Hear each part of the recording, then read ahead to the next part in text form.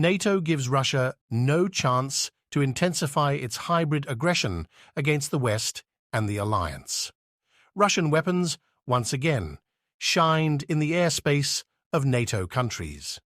At first glance, the reaction of NATO member countries to the landing or flying of Russian cruise missiles or kamikaze drones in the alliance country may seem very calm or very balanced. However, this is a threat to collective security. Based on how the article of the Washington Treaty is interpreted, aggression against a NATO country is aggression against the bloc, as well as the fight against Russian propaganda. Article 5 of the Washington Treaty states that an armed attack on one of the NATO member countries is automatically the same attack on other NATO member countries. Accordingly, the state that has become a victim of aggression must be protected by other states. The main thing here is the practical content of the concept of an armed attack. From a practical point of view, this concept should have three mandatory components. First, this attack should be carried out by the regular armed forces of a third country. That is, there should be no terrorists or some militants in military uniforms. They should be members of the armed forces of that country.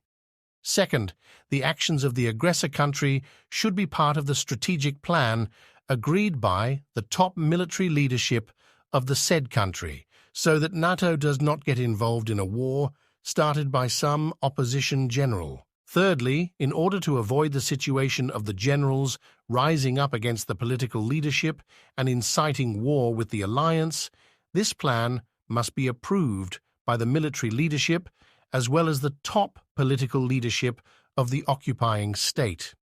Therefore, NATO countries do not and will not refer to this article. After all, there is no reason for this.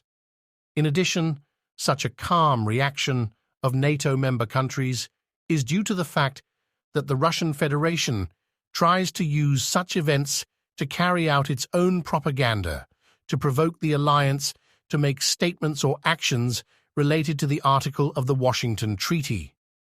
Given the specifics of the term armed attack, the alliance will not proceed beyond political consultation or dialogue in any of these cases. In other words, there will be no practical steps to activate this article. It is necessary to show that Russian propaganda cannot defend itself in the event of a threat to NATO and discredit the alliance. The change in NATO's reaction is possible under the condition that, as we have mentioned, Russia's actions do not reflect the concept of an armed attack. At that time, this will be a signal for the bloc that there is a deliberate attack on the security system of the alliance, and accordingly, such actions of the Russian Federation will require a completely different response. We are talking about practical actions, not verbal and symbolic. Until then, NATO will maintain a calm and balanced position. The correctness of this position has been proven by many events. Poland took the same position regarding the incidents related to Wagner's remains in Belarus.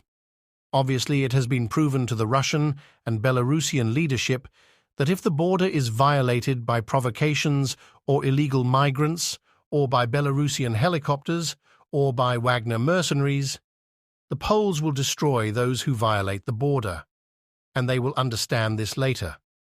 That is, the Poles will say that there was either a border incident or a terrorist act, and in the end, all the terrorists were destroyed. Russian propaganda will either have to admit the facts or remain silent. Therefore, the current position of NATO member countries regarding Russia's provocations is balanced. This shows that NATO is capable of strategically surpassing the Russian Federation in terms of a hybrid confrontation and does not give it any chance to intensify its hybrid aggression against the West and the alliance.